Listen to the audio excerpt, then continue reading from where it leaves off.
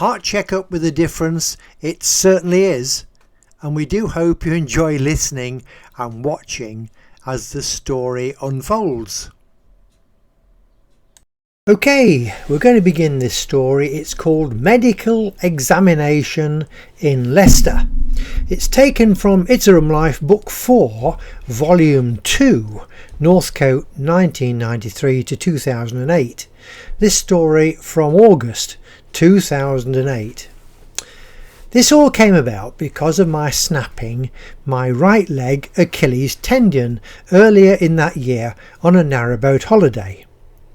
Not to be recommended. The Achilles tendon repair takes weeks and weeks. That is after the stay in hospital to have it surgically repaired. The frustration and inconvenience were far worse than the injury itself, which I must say at no time caused me any pain. Probably because the loud bang that occurred at the time snapped all the nerves as well. The background to this story is thus. At about the end of 1984, I woke one night with an enormous pain in the centre of my chest.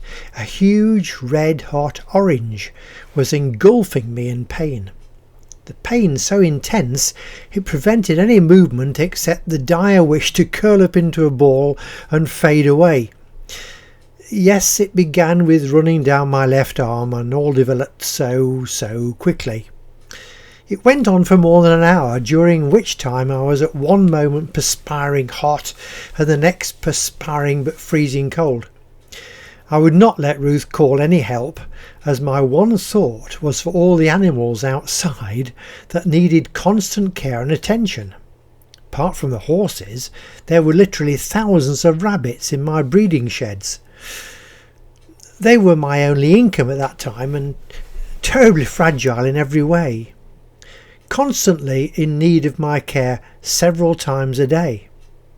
There was no one else that I could think of who even had anything like the knowledge it took to look after them, never mind the time.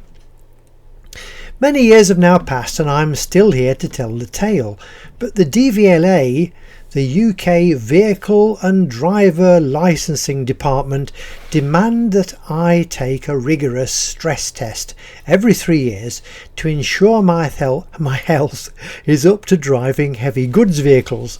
This story, by the way, 2008. I'm getting older now. I don't drive heavy goods vehicles anymore. This normally involves my visiting the local general hospital where the DVLA actually pay for the senior consultant to oversee their treadmill test program. The results then go back to their own specialists who decide when and if I am still fit. I might add that at no time have any of these tests been the slightest problem for me to undertake. I'm sure the outdoor life and continued hard work have enabled my body to recover from that memorable night in 1984. 2008. Now back to 2008, and first of all the DVLA decided in March that I should take a complete medical examination. I have to pay for this to be completed by my local doctor. Despite my telephoning and explaining that I'd just been released from hospital and my right leg was encased in plaster, they still insisted the examination took place straight away. The expression on the face of my doctor was a picture to behold. This seems a bit stupid, he said, on looking at my leg. There's no way you could drive a lorry with that leg. I explained that the powers that be insisted that this was the stipulated time for the examination and they would not waver. All proceeded normally for the next 3 months, my hobbling about on sticks, not being allowed to stand on my right leg, and just waiting to have the plaster removed and get on with the next stage of the cure. Nazi system. Another letter came from the DVLA, the Driver and Vehicle Licensing Authority, in June. They decided it was time for my 3-yearly stress test and had made an appointment for me at the local hospital as usual. The plaster was off.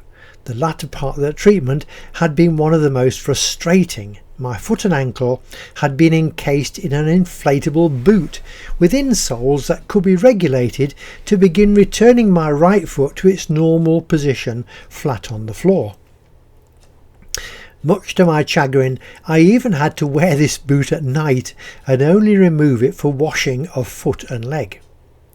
I telephoned the DVLA and unfortunately encountered a Nazi-trained lady who categorically informed me that if I did not take the test at the stipulated time, they would confiscate my driving licence. I was beginning to see red. Despite her threats and being a conscientious type, not wishing to take up valuable appointments that could not be kept, I telephoned the local hospital, explained my predicament and cancelled the appointment. I then telephoned the office of the consultant at Lincoln County Hospital who had operated on my leg. He was aghast that authorities should be so lacking in simple comprehension and agreed that DVLA could contact him to confirm my situation. I wrote a long letter with the history of my current problem and gave fullest details, including contact with the consultant surgeon at Lincoln. Sense at last. At this point I should add that the DVLA stress test involves 15 minutes on a moving electronic treadmill. The machine is controlled by a computer disk, devised and supplied by the DVLA doctors. It begins at a steady walk and graduates through 3 stages until the final 3 minutes are fast running uphill. The hospital consultant stands beside the machine and monitors blood pressure, mine, heart rate and several other things that I do not totally understand.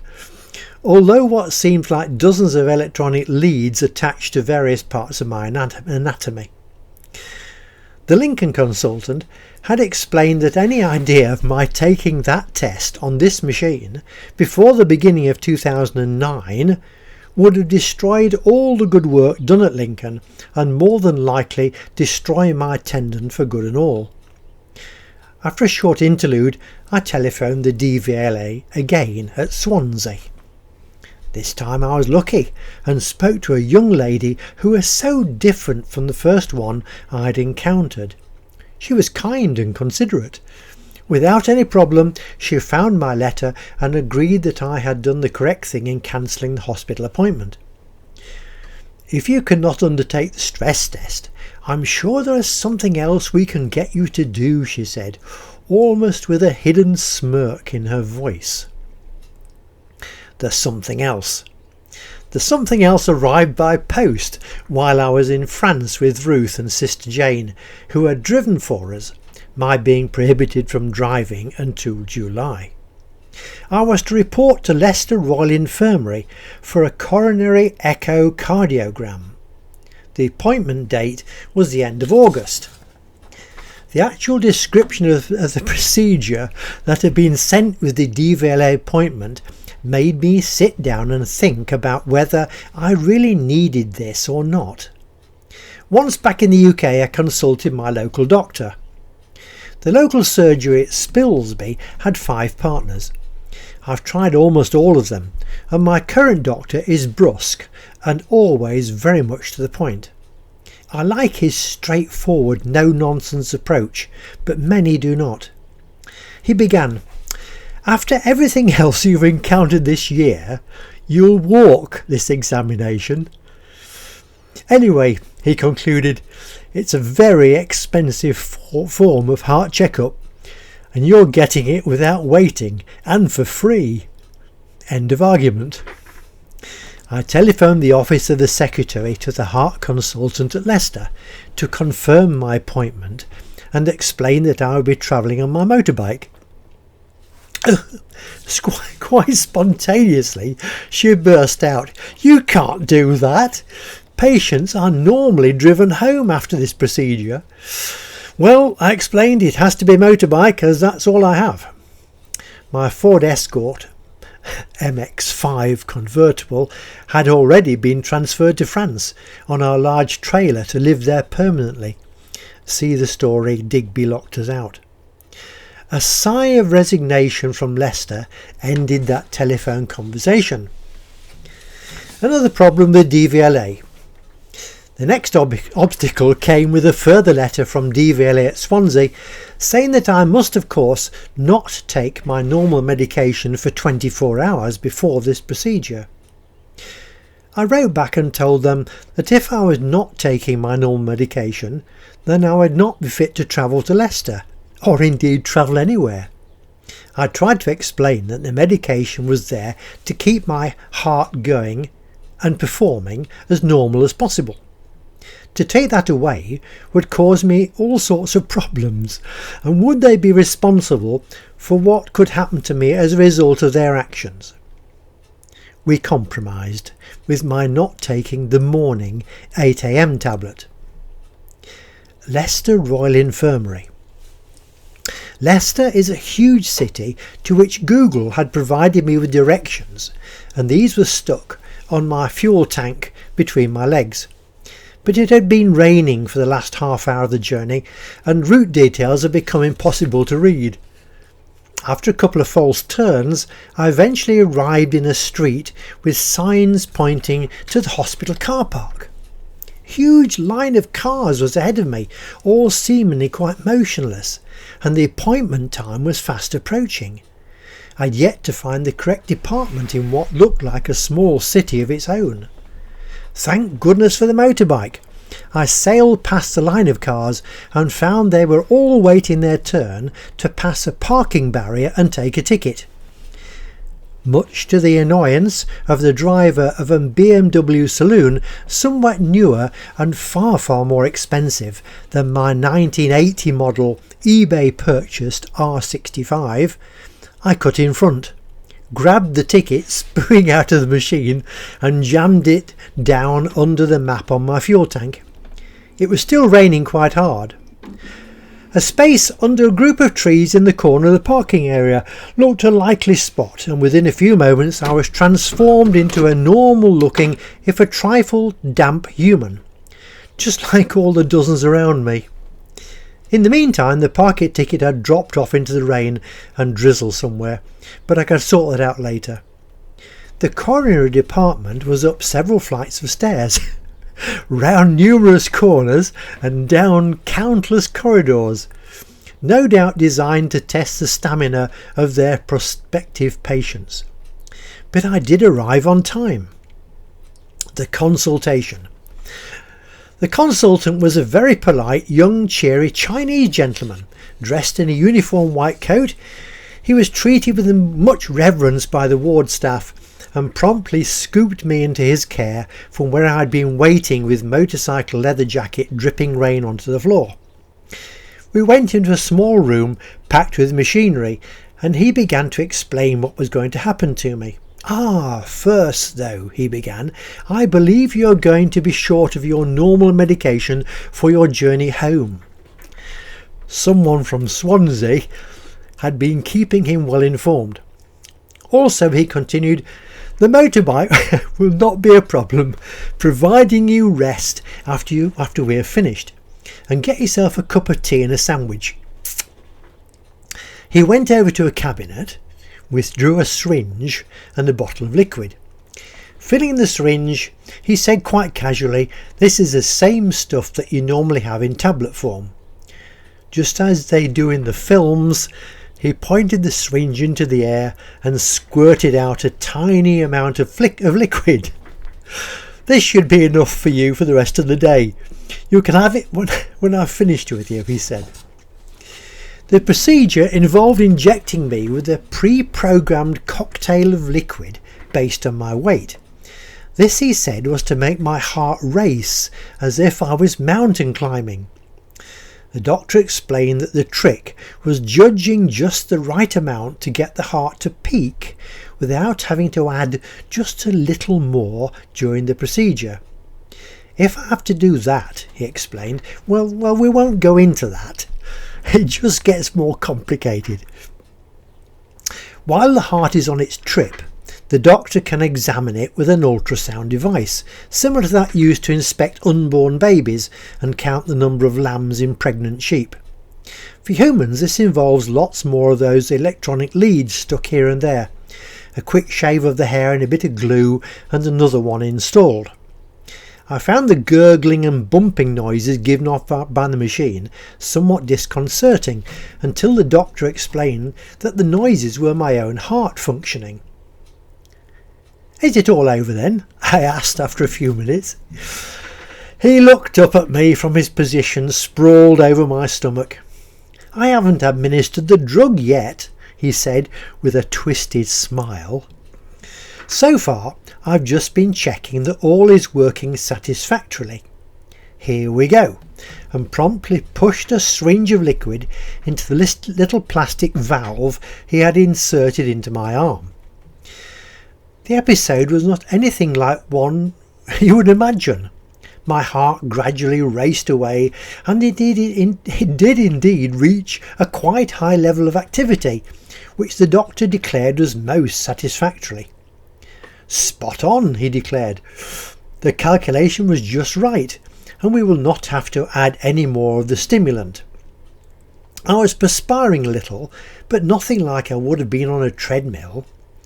And then it was all over, and my heart began to slowly regain a more normal speed. The whole thing only took half an hour or so, and evidently my heart was in pretty good working order for its age. To find that out was well worth the journey. Oh, we're just turning the page. On these occasions where DVLA are paying the bill, I never formally find out anything of the results. For my little Chinese friend in Leicester, he did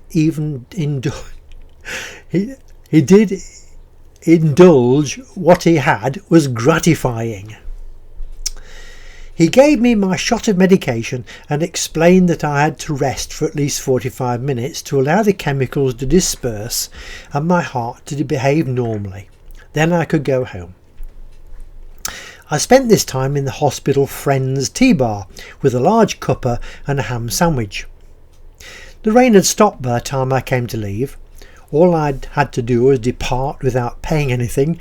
Conveniently, my ticket was now well dissolved down some public sewer. Here the motorbike comes to the fore once again.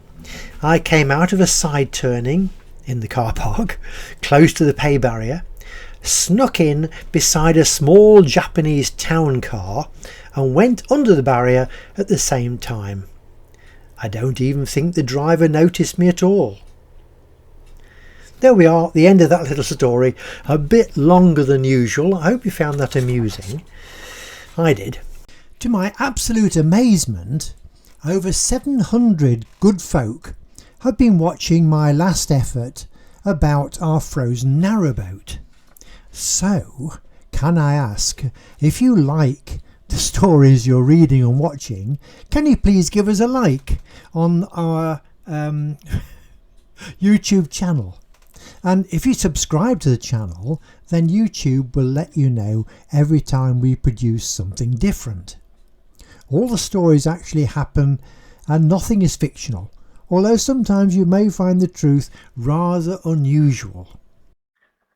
Now then, also, can we ask you if you'd like to look at our website? The address is here above. On there you'll find everything that we produce, including 10 complete storybooks, books for children, picture storybooks, books about animals. I think they're very interesting. I think you might find them amusing. Also, there are the links to the Buzzsprout audio blogs. There's over 200 of them, all free to download, and you can listen to them whenever you like. And then, of course, there are the videos from YouTube. So have a good look at the website. Thank you for being with us today, and until next time, cheerio.